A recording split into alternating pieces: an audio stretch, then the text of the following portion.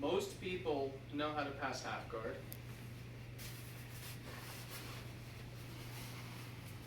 Here we're in half guard. Put in some shoulder pressure.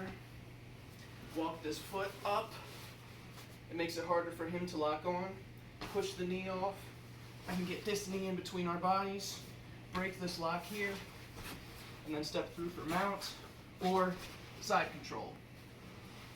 But there's one mistake that people make all the time. And maybe they do it because they feel like this arm is compromised and they no longer have any kind of base. And they think, oh, the guy can roll me forward or back because I can't base anywhere. Maybe they just want to have double the firepower. When they try to break this lock off, they want to use two hands instead of one. But the biggest mistake that you can make is doing that. You can bring your arm across the head, but you can't bring your arm across the shoulder. Because once I'm in this position, and my back is exposed to this guy, I'm facing at the feet, it's very easy to reverse half guard from here. So let's switch roles.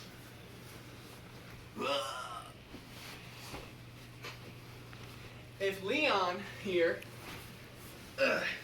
is trying to pass my half guard, and he's doing all the right stuff, he's putting his shoulder pressure, but maybe I'm just locked down real tight on this, or maybe I even have the lockdown. And he wants to bring his arm across the body.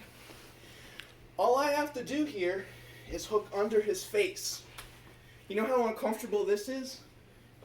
When I hook onto his face like this, I don't even have to hold onto the half guard anymore.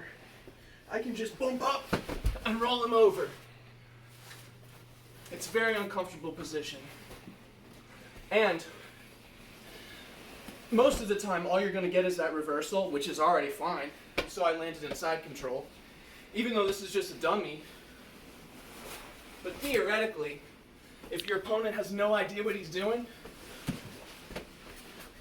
you could also come under this shoulder, and since I have a lock on the legs, theoretically there's a twister here. Very hard to pull this off. Theoretically, I could do a rear naked choke here. But even if he decides to block like this, I can reach under the body, get a nice body lock. Everyone's familiar with this takedown in wrestling. Double underhooks on the back. It's real easy. Just roll it over.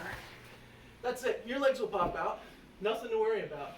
And then here, look, I'm already on his back.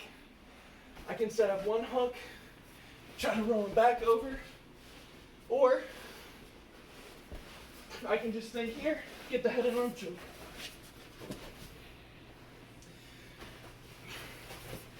The only time that it makes sense to face away from your opponent like that is if he's playing guard, he's playing his open guard, and somehow I step into this sort of half guard position,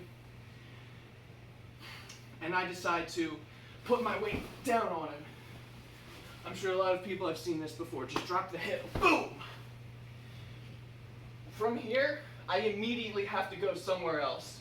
Either come back and get that shoulder pressure, or in gi, grab onto this lapel, feed it under the armpit. Now he can't turn away. Or if I come here too fast and I feel like he's already trying to reach for it, I gotta go to my knee bar or my honey hole right away. Turn all the way through. Because if I just hang out right here, what's he gonna do? Underhook my face. He's gonna get both hands, and he's gonna roll me over. And he's gonna get on top. And here, because I kept my legs locked, he's got a twister right here for sure. All he's gotta do is underhook this and arch his back. Oh, and I'm gonna get twisted. So remember, when you're in half guard, and this is true for side control as well, your arm, I guess this would be the far side arm, whatever arm is closer to the head, it can go under the shoulder It can go under the head. It can go under the far side shoulder, but it cannot go across the body. Because once you're here, it's the same thing. Underhook the face, oh no, and then he rolls me over. So remember that next time you're trying to pass half guard or you're in side control. Don't show your back to your opponent. Show your chest to your opponent.